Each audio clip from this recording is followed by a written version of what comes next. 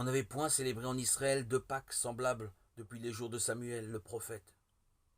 Et aucun des rois d'Israël n'avait célébré une Pâque comme celle qui firent Josias et les sacrificateurs et les Lévites et tout Juda et Israël. Après tout cela, quand Josias eut mis en état la maison, Nécho, roi d'Égypte, monta pour faire la guerre à Carchemish sur l'Euphrate, et Josias sortit à sa rencontre. 2 Chroniques 35, 18, 20. 3 mots se détachent dans les versets d'aujourd'hui. Après tout cela, Josias a été l'un des rois les plus pieux de l'histoire d'Israël. Il a purifié Juda des idoles, il a donné à la parole de Dieu une place centrale dans la vie de la nation. Il a rétabli le culte de l'Éternel en célébrant la Pâque. En effet, depuis les jours de Samuel, il n'y avait jamais eu une Pâque comme celle-là en Israël.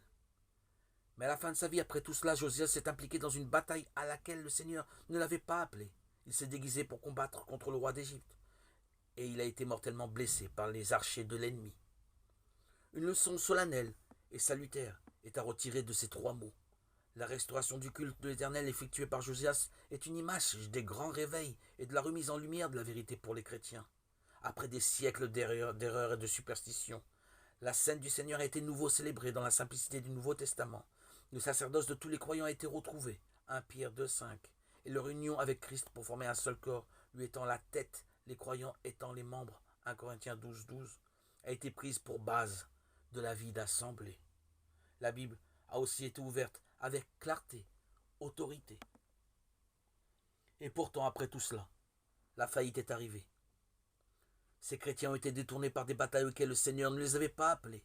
Tout comme Josias qui s'est déguisé eux aussi, ont agi contrairement à leur caractère. Ils n'ont pas réussi à marcher conformément à la vérité que le Seigneur, par grâce, avait remise en lumière pour eux. Les beaux jours de bénédiction ont pris fin. Cependant, le Seigneur n'a pas abandonné son peuple. La vérité qui a été retrouvée alors nous interpelle encore pour que nous marchions maintenant d'une manière digne de cet appel. Voir Éphésiens 4.1. La grâce du Seigneur est encore capable de nous maintenir debout dans un jour de déclin et d'abandon.